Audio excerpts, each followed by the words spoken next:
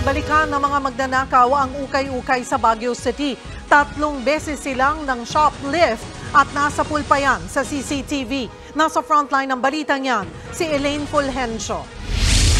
Sa kuha ng CCTV noong December 4, makikitang pagpasok ng 3 lalaki sa isang ukay-ukay sa Baguio City. Mukhang normal na customer lang sila na namimili ng damit. Maya-maya pa, isinilid na ng isa sa kanilang panindang jacket sa isang eco bag saka umalis. Sa isa pang kuha ng CCTV nito lang Lunes, parehong tindahan. Nasapul naman ng lalaking yan na isinusukbit sa loob ng kanyang jacket ang isang damit saka umalis na parang walang nangyari. Ang mga pagnanakaw na yan, huli na ng madiskubre ng tindera sa nasabing shop. Tila marunong din daw pumili ang mga kawatan dahil ang mga pinagkukuha nilang item ay nagkakahalaga pa ng 400 hanggang 1,000 pesos. Problemado ngayon ang tindera di lang kung paano mababawi ang puhunan, kundi pati na rin sa pambayad niya sa renta sa pwesto. Sobra kasi unang-una iba yung puhunan noon, mas malaki compare naman sa ibang nabubuksan namin na maramihan.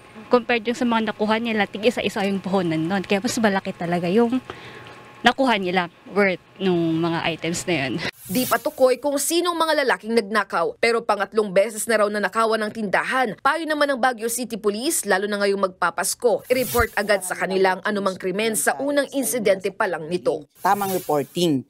Kasi nga po sa amin, meron naman po may respondi kung sino sana yung nasa malapit na sa pinangyarihan na mobile or patroller, sila yung agad na re-respondi. Kaya lang po nakuhuli yung pag-report po sa atin. Kaya po na may time na nagre-respondi tayo na hindi natin na-meet yung 5 minutes to 10 minutes na response time. Nagbabalita mula sa frontline, Elaine Fulgencio, News 5. Mga kapatid, Cheryl Cosim po. Iba na ang may alam at may pakialam sa panahon ngayon. Para sa tuloy-tuloy na balitaan sa Frontline, mag-follow at mag-subscribe sa social media pages ng News 5.